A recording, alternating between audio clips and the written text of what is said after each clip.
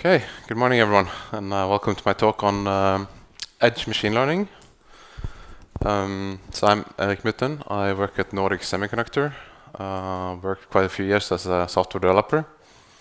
Now I work in project management, so yeah, please not too difficult questions on this, but I'll try to make it very interesting. So yeah. The background of this talk is things I actually work with. So if you don't know Nordic Semiconductor, I think the talk itself will give you a flavor of what we do. And with that, I think we just get started with a demo. So I brought a little demo, which is an application of machine learning techniques on edge devices. So it's a fan. It can be off, like it is now, or it has different speed settings. 1, 2, 3. That works. And while this is running, there's a little box on the side here called the Thingy53, which measures. So when it's this way, the fan is rotating, it vibrates. So this is measuring the vibration, and yeah, it's all working fine. Now I'm going to stop it, and for the demo, sorry. We drilled some holes in the blades, put a few screws on it, and add a little weight to one of the blades. So what I'm doing now is kind of breaking some of this balance in the system. So it will vibrate differently.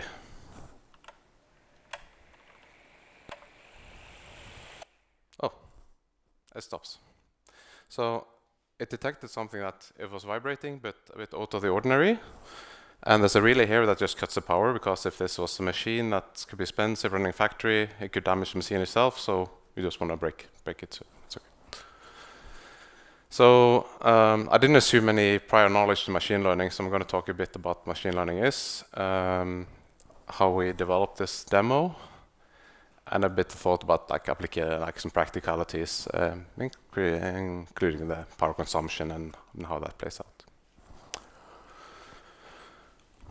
So, okay, first of all, if you're good engineers, you're probably wondering what is this Thingy53 thing. So I'll just get that over your head first before we get started. So Thingy53 is a sort of prototype platform where we have put our chips, which is here is the 5340. That's a sort of Bluetooth chip or short-range radio chip. It has a processor, and that's where we run the machine learning algorithm. And then it has, temperature sensors, accelerometers too. Actually, we use a low-power one for this demo. Magnetometer. Yes, that's a rechargeable battery. Buzzer if you want to play sounds. So basically everything you want. Like if you want to make a hardware product, you just need to write software. And then you can, when you have a product, you can remove things you don't need or replace parts with cheaper parts if you want to save money. And then you have a product. So what are these products looking like? So I took this picture as the first one because I thought it was a good illustration. It's from ABB, so it's just the white thing on the top. So it's a similar sensor, like vibration or something can detect how the machine is operating. Machine can be anything, so typically it can be old. So this is something you can mount in an aftermarket. And it monitors the machine. It can send wireless information about the machine condition or if something breaks. And in this report about it, they didn't say anything about machine learning. I think the idea of this was just to transmit sensor data to a cloud service, and then you do data analysis. And okay, that's fine. Edge Impulse, which is a partner of us, they on the other hand, they think machine learning. Well, that's kind of their main business is machine learning. So at the edge. So they thought these techniques were excellent for condition monitoring and anomaly detection. So they made this demo here, like a big machine, and they, showed off and showcased their solution. We wanted to show a demo at the trade show and thought that looked a bit unsafe. Like if it really rotates or it's very heavy, maybe it's unsafe. So we bought this at Claes Olsson. Fitted a lot better in our budget, so and it shows the thing. So yeah, that's kind of the story behind how the demo came about. Yeah, just for the basics, what is machine learning? It's a field within data science. So data science is about extracting insights from data. So you get a lot of data, you do cleaning analysis, you visualize it, and the goal is to make, it's the data-driven decision making. And within that, we have artificial intelligence, which had kind of, when the term was invented, aim was to make like human-like intelligence and natural language processing, computer vision. That's kind of the application of this technology. And then inside artificial intelligence, you have even more precise machine learning. It's the technique to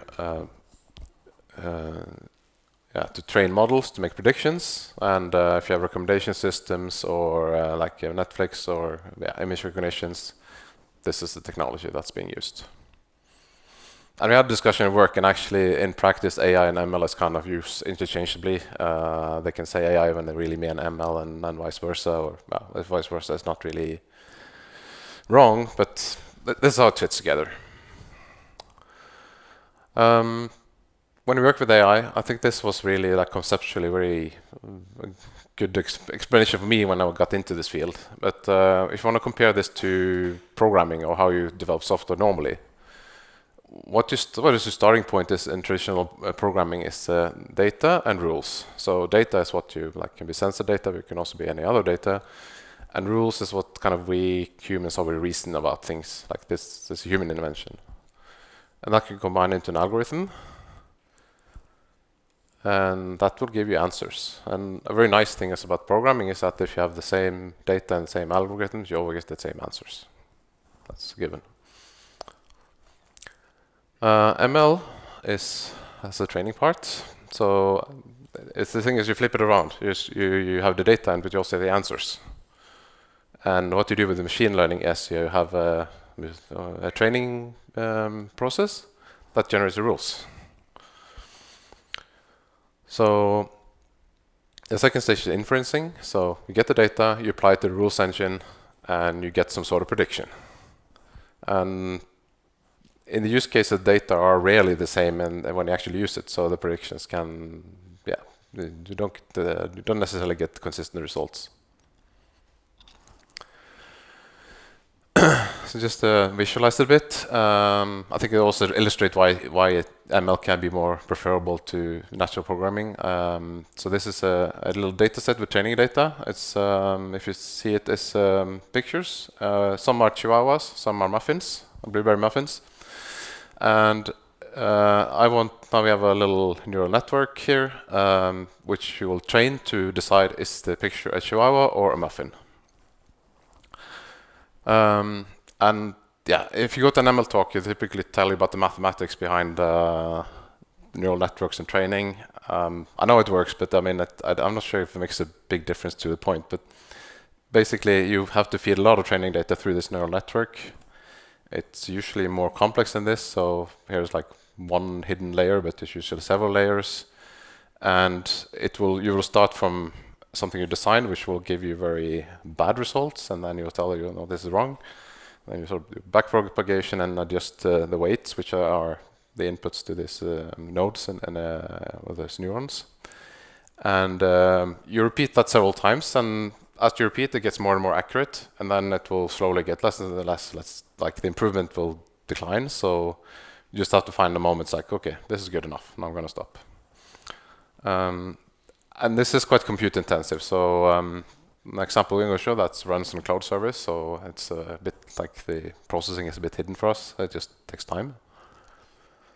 But when you do inference, you take one image, you put it through the trained neural network, and then it does it. This is Chihuahua. It has a percentage because it's not 100% sure. It can be quite sure, but not very sure. But this runs on really small microcontrollers. And it's almost a sport to see like how primitive, how old processor can you run it on. They run this on 8-bit controllers even. So knowing this difference, like okay, lots of data to generate the models, but once you have it, it's quite cheap and it works well.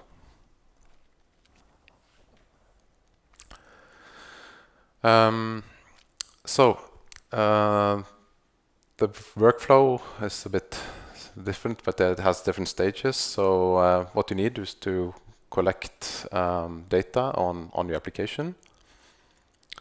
And to that you need to also design and develop a model. So that's defining like the layers in your neural network and what algorithm you're going to use. And then you do training, you do test and validation, and then you can deploy it to target. So I'll go through this in an example. But this is typically an iterative process. And also in the field, I'm not going to talk about this one, but you can also deploy it, and you can also get data from the field after you deploy it, and you can retrain it on your sort of back in your development environment. And if you have firmware updates, you can push in new models as you see it fit. So I'm just going to show a bit, but then I'm going to move to the tool.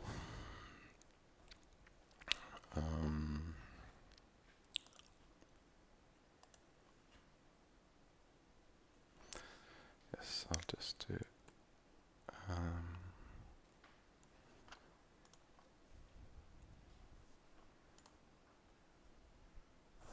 You see it? Yeah. Okay. So this is a tool that kind of integrates this whole machine learning process. And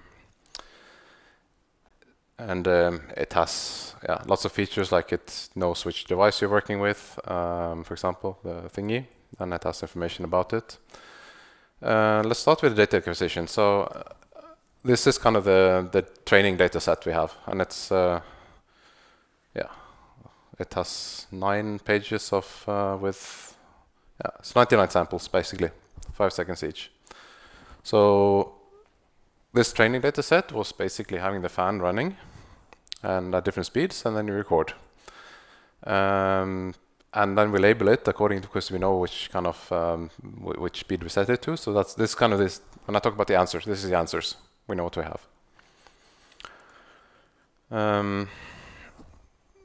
Unlike the pictures of the Chihuahua and blueberry muffins, I can't really see what speed this is. So there are some tricks you might want to play. Like there's some data explorer where you can visualize it and work with the data. So this is included here. I think we'll see a bit more on the next stage. So this tool is talking about, it's not only neural networks, but impulses. So the impulse is, okay, we have the time series data, which is accelerometer, which works in 3 axes. So this is the data. Maybe use 5 seconds samplings and a 5-second window increase. We sample at 100 hertz. So this is kind of the input, the time series data we have to put into the impulse. And I call it impulse because it's also spectral analysis. So I would say if you talk about machine learning versus traditional programming, signal processing would be more like traditional programming. But it's not like you use one or the other. It's better to use both. So this one is doing some spectral analysis. And that goes into a classification network. And then the output here, which is the speed settings or off, goes into anomaly detection. I'll talk a bit about more of that in detail here, and then you get the output. So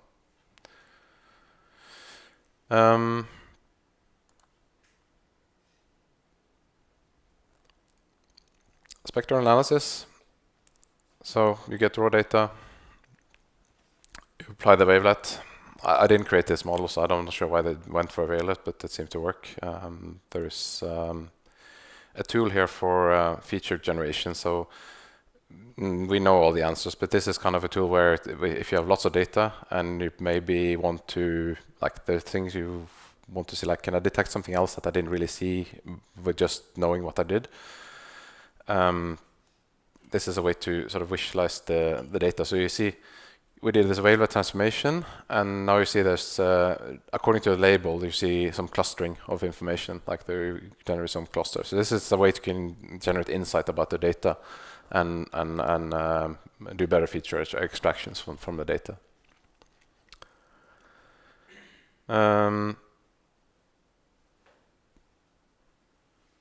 Next stage, classifier. I want to go back to the defaults. Sorry, this was wrong.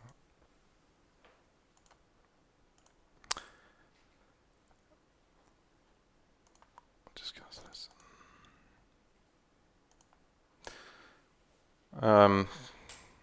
So it's one of these kind of no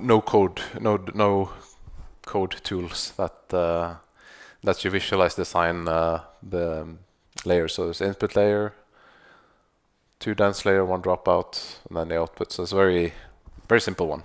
But yeah, I'm not going to go into details how to design this because it's kind of this ML engineering. But you can do this in this tool. And if you are an experienced ML designer, you can actually have an expert mode. And you see the same thing in Python code using Keras. So it's basically just, it's not really a proprietary solution. It's just it's a visual front end for Keras, and yeah, from Keras, I mean, it's coding, but it's basically just deciding what layers you want to put in and meta parameters and so on. So it's not that much. You can see the results here from the training. This is the typical thing, like how you can see, decide from this how easy it is to misunderstand results, for example. And here you say another data explorer, which kind of shows you the output of the training process, like how it classified the input data. It's easy to forget things, but I just wanted to also focus on one thing. There's a nice visualizer here of saying, like, okay, how many samples are in each category when you classify it. So that could be nice to know about. And also, very important, when you have a data set, you use only parts of the training, and you split out a separate data set for testing.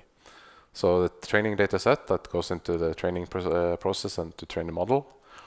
And then after you've done the training, you do use the test data to see how good the match is after you've done the training. Let's go to the next block. So anomaly detection. Really, so we showed something on a neural network what's really good, like classification. Like you have input of something, you try to fit it into a category. And we've done that. We have the off or the 3 speed settings, or it could be Muffin or Chihuahua. But Anomaly is a bit different because you want to find out if it's not inside and how much. So basically, you do classifying first, and then this is more like a statistical operator, not really a neural network. But then when you get the input sample, you can say, like, okay, it didn't really fit well into one of these predefined clusters. So it basically give you a number, like how much did it deviate. And in your program, then you can set like a level, like, okay, if it deviates by this much, we can say this is an anomaly, and we should take an action.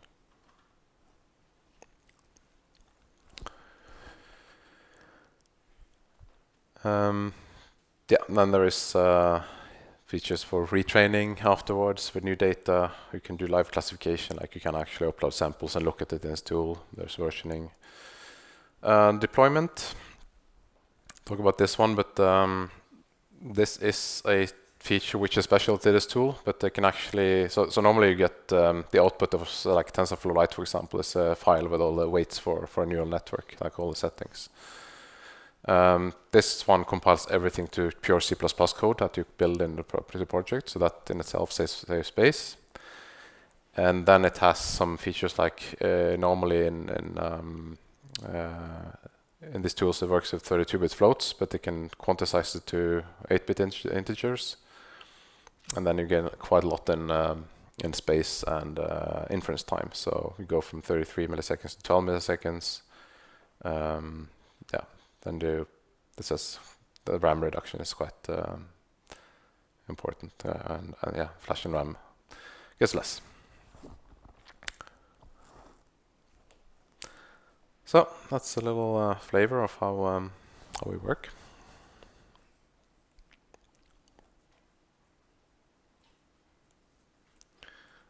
Let's see if I get my presentation back. No.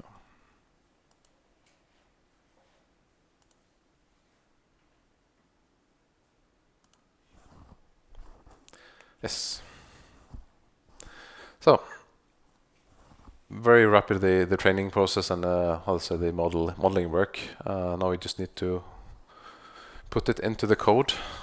This is just something I grabbed out of our documentation, which is a machine learning samples. It's the same. The demo is based on this example, but how to say? You can see like our culture is more C code, so it lists all the C modules you use and how you fit it together, and then machine learning. That's a drop-in library here. There's another sensor driver there where you can put sensor data in, and you feed it into the wrapper and get some answer back, and then you can use I/O pins to control the relay. So I wanted to show this because I mean there's many presentations where they say like, machine learning is a new way of coding, and C programming is just old. You will do your job, but I mean there's still a lot of work to do to make something work and make a product. But it's more like an extra tool in your toolbox when you want to solve problems. Just what other things can you solve about the machine learning? So yeah, you can remember 3 V's. It's nice to have this kind of things to like rules. So VVs as vibration, voice, and vision. So what I showed you here is vibration with anomaly detection. It's kind of the simplest way you can apply machine learning, but it's still very useful. There's also movement classification. So if you have an inertial sensors or something, you can actually show an example where you can see trajectory of a person or a golf ball or anything that moves, and you can determine the movement quite precisely. Voice, so that's using typically microphone input. So yeah, keyword detection is a very typical example. Acoustic events, like if someone breaks a window, for example, it can be alarm. And then vision, like object recognitions or presence detection. Object recognition can be like a really high resolution camera, and yeah, presence detection could be something really low resolution, but you can deduce from pixel if it's like in a box or a person, and if it moves in a certain direction, speed, and so on.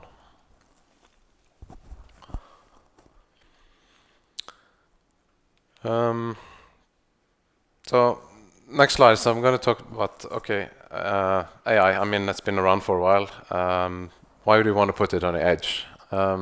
So there's another one thing to learn, BLERP, which stands for bandwidth, latency, economics, reliability, and privacy. So go through that, but I've found a little fun fact that this was from Gartner, said like 99% of sensor and device data are just discarded. So there's lots of sensors out in the world that are collecting data, and they just get discarded because they can't really take any use of it.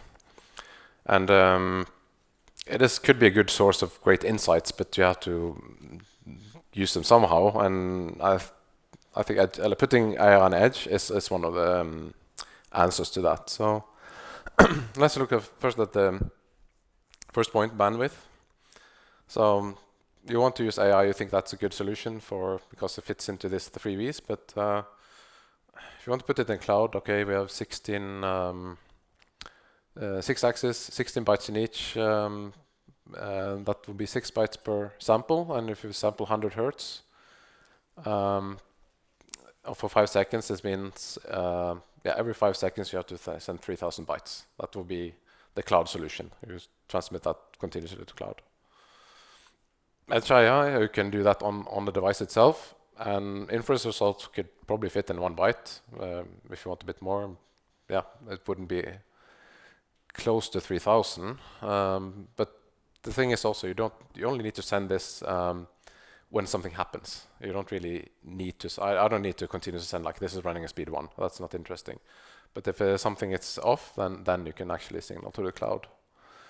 So this is this fan, but I mean typically you have many sensors. So when you start multiplying by the number of sensors, then you get very big numbers.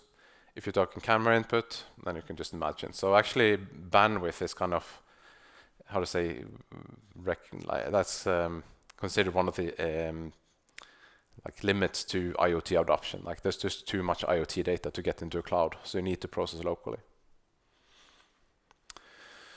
Latency, well, that's 5-second sampling. It took a bit less than 5 seconds to stop the thing, but then 12 millisecond inference. The thing I have with the cloud thing on latency is that you typically don't know. I mean, it's uncontrollable. And here you could, sample a bit faster.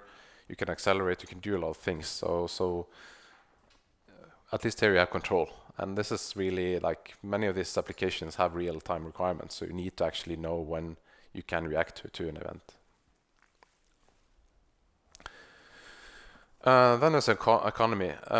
So this transmission, I mean, data is really cheap now, but I mean, it's still not free. And so, I mean, Wi-Fi I don't think people consider the cost, but we have some LTE products where it comes like essential comes with the data plan, so that could add up. But I think also cloud storage is actually going to be an issue if you just want to collect absolutely all the data.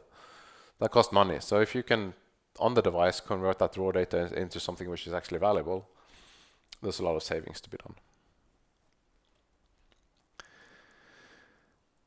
Reliability, I'm not going to use a lot, but I mean,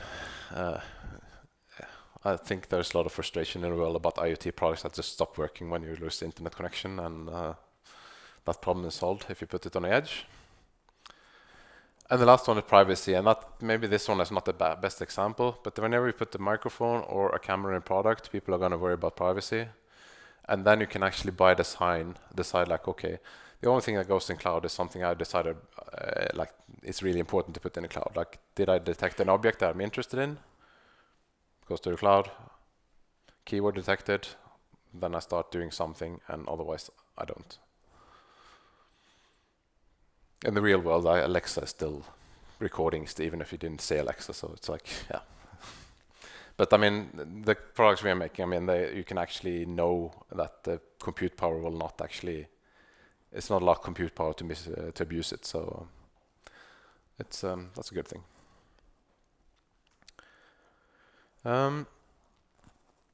So I think that was more like motivation, but okay, what about energy consumption? And I want to talk about this because I read news and I see this all the time. Like, we're gonna drain all the energy with this AI stuff, so how are we gonna survive? Yeah, that's some good news. So first of all, it doesn't consume so much in the first place, but we're anyway going to do some optimizations to save on, how to say, the memory size, memory cost. So I'll just take this is one of our chips. When you sort of grind it down and start seeing the structures of the chips. So this is like 3 by 3 millimeters, quite small. So it's blown.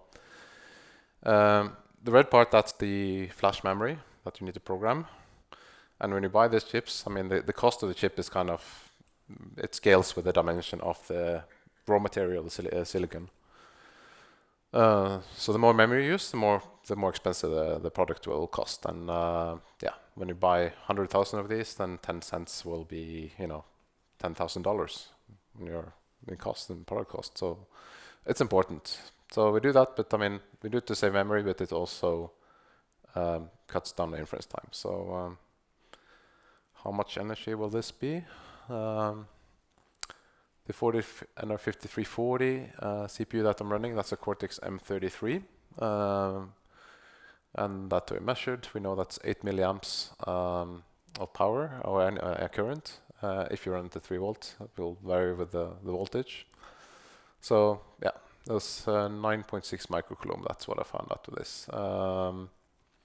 If you have a CR20, that's a Kongsberg battery, by the way, the most common one. They're running at 3 volt. So yeah, that has 810 coulomb, and it will run around 5 years if you do the inference every second. I wouldn't give you that expectation because there's other things that consume power. I wouldn't be surprised if actually the sampling of that sensor would cost more energy than this, but it's not the major cost, the energy driver for this product.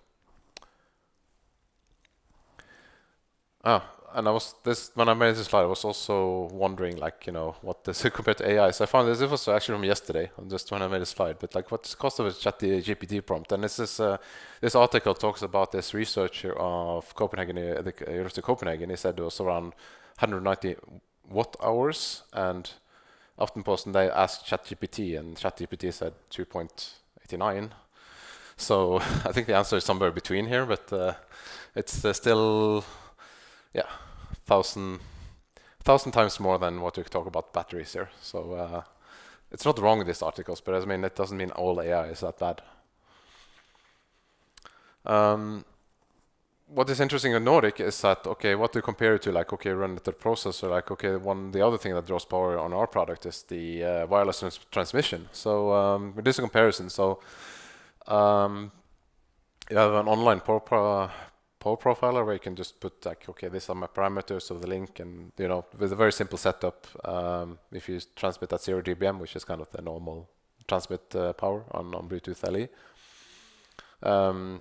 there's a limit on the packet size. So the longest packet will be 11.45 microcoulomb, and so you need at least 12 packets for this. So that's 137 microcoulomb versus 9.6. Wi-Fi, it's also a Wi-Fi product. It transmits a bit higher current. It's a bit more complex because it's I found the data for transmitting those bytes, but that's just the transmission part. It has to happen within an event, and that event will be variable, but like 150 microcoulomb is kind of the minimum without doing anything. Then you add the second number, and typically they'll be longer because you want to have receive windows and so on. So it will probably cost way more power than Bluetooth. And then we have LT Cat-M, which is connected to the cellular networks. That's where we're talking about millicoulombs. So if you can run something on microcoulomb on a CPU and save some transmission here, it's kind of a no-brainer. So this is today, but tomorrow it's going to be even better. I can explain this, but if I talk about process nodes, do you know what I'm talking about? Someone is going to explain? Do you want to explain? I see a bit of blank stares, but process nodes is kind of the nanometer architecture of a silicon, of the silicon you run on. So 52 and 53 is in 55 nanometer. And on the processing side, we did some smart things on the sort of design part. So we saved a lot of, this is the latency. So on the latency part, we doubled the frequency and changed the processor architecture. So that saved quite a lot of latency because it runs twice as fast. It runs on slightly more energy. And then 54, which is coming soon. We went from 55 nanometer to 22 nanometer, so the gates are getting smaller, and basically the very simplified explanation is that you just need less electrons to get to a certain voltage level or get from one end to the other in a clock tree. So the clock can run way more faster, so it will run faster than previous technologies, and also the energy will be way less, like 75% reduction is what we estimate, roughly. And then it says plus Atlasso. So Atlasso is a startup company that we bought, and they made digital logic to accelerate the operators that you use in machine learning. So if you add those in addition to a processor, then it drops down to very, very little compared to, this was the example I showed. That's what you can do with dedicated accelerators and new process technology. So it's a good moment to get started. I'm saying this, okay, so this is a AI hype cycle. So my talk is really about boring stuff. It's past the hype. It's in the past. Nothing to worry about. The cool thing to talk about today is generative AI, which is really on the top. But it's actually a good thing because eventually it will move to the left. And on the left, that's where you actually put it into products, it's useful, and you can actually do something with it. So I did a bit of comparison with Cloud AI, and Cloud AI is established and it's being used all the time. HI, that's something that will come quite soon. We also see that there's lots of companies that are actually delivering now mature tools for this, like the one I showed. Atlasso was a startup which probably gained money when they were at the top of the hype at one point, and now they are being bought, while others one are existing on their own. So it's a very good moment now to start getting into this technology and see what they can do. We have some companies already did. So just a bit for inspiration. So Metasphere is using 9160 as a cellular solution. That's analyzing wastewater. And typically, this company will do ML. I mean, they live off the data, and it's kind of labor intensive to generate the data or get them and analyze them. So they don't talk about that exactly how they do things. They just like, can we have a faster processor? That's our discussion. But this kind of, how to say, analyzing biological components. I mean, when you get the sensor input, it's not really so clean like 1 or 0. It can be quite complex. So it's a very good use case for ML if you have this kind of real life data. A little bit is a pet tracker and health monitor for pets. It's a Norwegian company based in Trondheim. I don't have pets myself, so I can't really answer a lot about this company. Artifil, that's a French company. I looked a bit more into that one because I thought that was cool. But that's a security system. So it's basically using microphone input, and it can detect if is the door being opened by a key, or there's another one, the door is being opened. And I think the cool thing is that it integrates, it's a panel with an app, and the microphone is built in. It has its own battery, and the sound comes from the same device. So the alternative for home alarm system is you have maybe a motion sensor somewhere, you have an alarm element somewhere else, you have a central unit, you have all these units, and this is just basically this one unit. And if you have a big house, maybe you put one at the front door and one at the window where it's easy to break in. But you can actually rethink sort of existing product category with ML. And last one is Sensorita. Those are a pleasure to meet, actually. It's also a Norwegian company based in Oslo. Their innovation was actually to use some radar technology to measure the content of a waste container. And their kind of edge on the market is there are many companies that can measure a closed container, but this one can actually measure the content of an open container, so they can know when it's being collected, and also they can track them. That's more like a cellular solution, but theft of waste containers is actually a problem. So it's being successfully applied, and I think we're getting a bit towards the end. So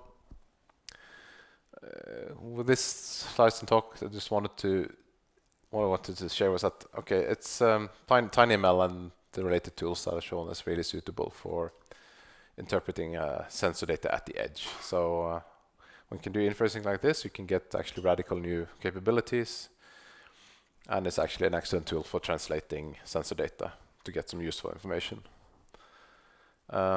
Tools are maturing, so I mean, TensorFlow, when it was initiated, I mean, the edge was never really in any focus, but we've been through this hype period, and there's lots of companies that had focused on it. So this is changing for the better. And there's also many players in the market that focus on different needs. So Edge Impulse has on the tooling, ease of use. There's a few other companies I've talked to that are more like, they've done the EAA part, but the main thing they're selling is actually data collection to feed in live data or data in the field to retrain and improve the models, and getting that infrastructure in. And the other ones are just to have ML in the portfolio, and they do complete product design. So, and don't worry about the power consumption. I mean, you'll hear a lot about it, but it's not really an issue for this use case. It can even be a key to actually lower the system power consumption. And yeah, with the technology, it will just go further down. So I hope that was useful, and thank you for listening.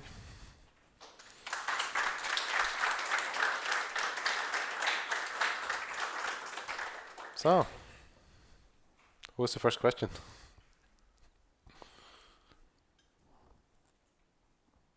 Yes? Is that model open source, the one you made for the demo?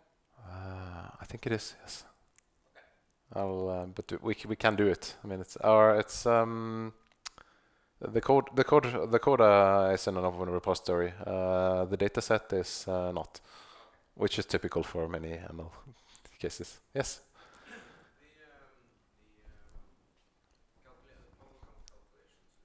Yeah. Was based on quite simple data input. Yeah. How about when you start using, say, you start interpreting input from a camera or Yeah. a video? Yeah. I would assume that power input would escalate quite significantly. Yes. You get a lot more data points to It will basically be all the pixels in that frame you will need to analyze. Yes. And typically you work by clustering, so you will cluster some pixel, and that will be, you feed that into network, and then you just have to go through the whole thing. So that's kind of yeah. I think maybe when we got this, this Atlas, so when we get more powerful processing, we'll do that on our devices. But typically, image processing is where you need really like application processors, and yeah, so that's where it gets intense. But it will still be, I mean, it's still cheaper to analyze it on the edge than transfer a video feed to cloud and do it there. Yes? If there is the use case of predictive maintenance, you may like to transmit more data. Yeah. Or not. So this decision will rely maybe on the energy consumption. Is it possible already to do some prediction of the energy consumption in your DevOps portal you did there? Yeah, what it gives is inference time, and that will sort of scale with how to say. We just have a processor, so it's just to look at the process, like the current. That's pretty stable. Like in our case, yeah, it's one CPU, and when you get the data, we'll just churn through the algorithm, or do run the processing, and we'll take the inference time, and then that's the current you want to spend. So it gives inference time. I'm not sure how if you get an accelerator, then the power consumption of the accelerator will be slightly different. So that it can be done for sure. So yeah, look into it. Otherwise, we also have something called a power profile kit, and then you just put probes on the kit, and then you get the true answer. So yes. Any other questions? Yes. This development board you showed in the beginning. Yes. Does it support IoT, or is it kind of prepared for SIM card, and does it fit the information you're showing? This one no, but there is another exactly equal to it that does. Yes, with the SIM card. Yeah. It's how to say? It's the same concept with the different like Bluetooth and short-range radio. That's kind of one product line, and it's just there's a variant with LTE Cat-M. Yeah.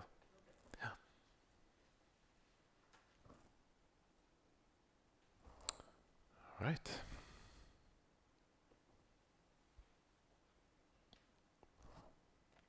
No more questions.